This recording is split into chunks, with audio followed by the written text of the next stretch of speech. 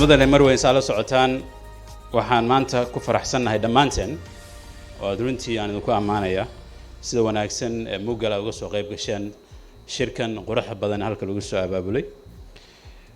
waxaan kale oo runtii sharaf weyn u ah dhammaanteen maanta ka hadlayno maalgashi aan ka hadlayn sidii aan gargaar ama deeq u qaybsan lahayn marka aad iyo aad baad ugu mahadsantihiin shirka halkan uga soo furmay wuxuu ku soo hagaagay waqti ugu wanaagsan hay'adan dadkeenu ay ka hadlaan kuna dhiradaan kana dhabayaan arrimaha la xiriira maalgashiga hadda waxaan mahad ballaaran u jeedinayaa madaxda iyo shacabka Puntland oo ay midnimadooda iyo wadajirkooda iyo dhabar adeegooda inoo suurtageliyay inaan shirkan quruxda badan inoo qabsoomo isla markaana la isu keeno bulshada qaybaheeda kala duwan kuwaas oo xiiseynaya arrimaha maalgashiga Puntland si taas la mid ah waxaan mahad u jeedinayaa guddiga qabanqaabada shirkan maalgashiga Puntland gaar ahaan shirkadda maamulka bandhigyada ee Maamus Event Management guddiga soo qabanqaabiyay heer wasiir iyo heer farsamo isugu jiray iyo dhammaan shacabka iyo dowladda Puntland oo kaga dhabeeyay qabashada shirka mudane marweyn waxaa la gaaray waqtigaan u jeensannahay inaan ka hadalno maalgashi iyo ganacsi waddankeena oo laga bixi lahaa deeqaha iyo arrimaha kale aan ku tiirsan muddo saad la socotaan muddo waxaan ka shaqaynaynay inaan diyaarino qorshaha horumarinta qaranka sagaalaad kaasoo kii sagaalaad ilaa 60kii waddankeenu yeesho oo wada tashi badan aan soo gelinay waxaan sidoo kale bilownay diyaarinta istiraatiijiyadda dhiirigelinta maalgashiga qaranka oo ah saldhig u noqonaysa sidii waddanka oo dhan maalgashigiisa loo wada qayb qaadan lahaa sidaad la socotaan waddankeena waxaa soo galay sanadkii in ka badan $2 bilyan oo gargaar ah sanadkii hore haddaan fiirino waxaa soo galay 1.3 bilyan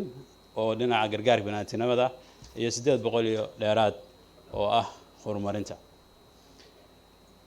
haddii marka la fiiriyo marka maxaa $2 bilyan oo Soomaaliya ka soo galay waxaan maleynayaa in aan sheego ma baahnidin taasina waxa sabab u ah in maadaama waddankeenu ku jiro xaalad ka soo kabasho muddo dagaal sokoy muddo jiray in waxyaalo badan haddii la qabto gargaar iyo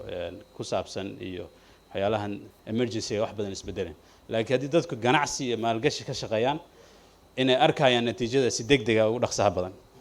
marka waxaan noo qabsoomay anagoo og $2 bilyan oo soo gashay anagoo og dadkeena yihiin dad ganacsadayaal maxaa uu yahay qorshaha dowladda federaalka ee ku aadan si loo taageeri lahaa dadka idinkoo kala ah ee maalgashi ka shaqeeya ganacsi ka shaqeeya raba inay shaqeystaan waddanka horumarisaan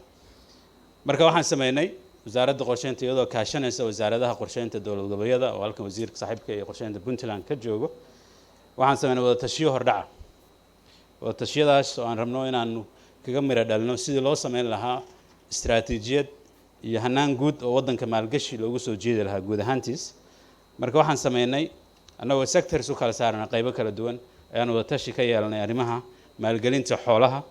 tan kalluumaysiga beeraha horumarinta maalgelinta maaliyadda iyo adeega bangiyada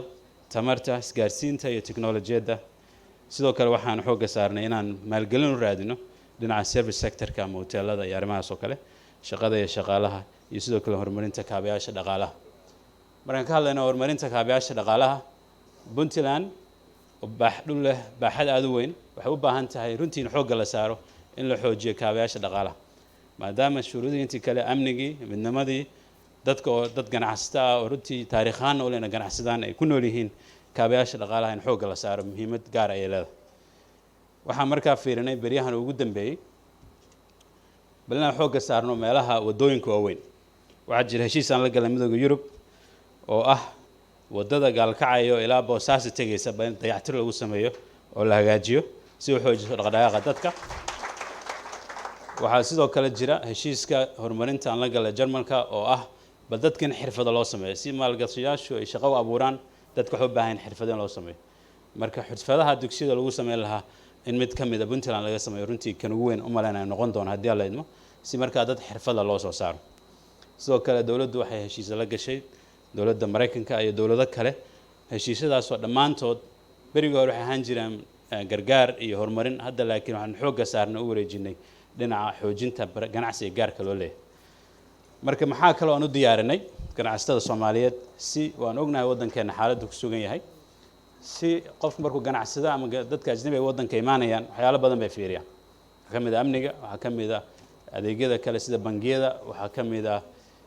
dadka xirfadaha leh waxaa ka mid ah haddii qofku ganacsada waddanka yimaado rabo ganacsi inuu la baxo shuruucdii waddanka marka waxaa jira maadaama waddankeenu ka soo kabanaya xaalad adag waxaa jira barnaamij bangiga adduunka loo yaqaano MIGA Multilateral Investment Guarantee Agency oo World Bankiga waxaan ku guuleysay inaan xubinnimadeena soo celino xubin ka noqono shuruudaha marka looga mid noqonayo waxaa ka mid ah in fee yar la bixiyo in dowladda federaalka golaha wasiirada ansixiyaan baarlamaanka ansixiyo feegi waa bixinay golaha wasiirada waa ansixiyaan baarlamaankiina hadda wuxuu ugu horeeyaa shuruucda war la ansixinayo taasoo ah keenaysa in $2 bilyan oo insurance ah oo bangiga adduunku ka ballan qaado dadka waddanka imaanaya in insurance loo gelinayo maalgashigooda oo haddii wax ku dhacaan berito ayna cidlo ugu soo dhici doonin marka taasaan ku bishaaranaya dhammaantiin in MIGA diyaar idin noqonayso aad keensataan dad maalgashayaal shisheeya waddanka maalgashada si marka iyagana hantidooda loo ilaaliyo tiinana loo ilaaliyo marka aad iyo aad baa mahadsantihiin dhammaantiin waa ka xumahay safar kale aan aadaya laakiin waxaan idinku mahadnaqayaa shirka wanaagsan iyo habsami socodka shirka iyo dhammaantiin ka soo qaybgalkiina assalaamu calaykum waraxmatullahi wabarakaatu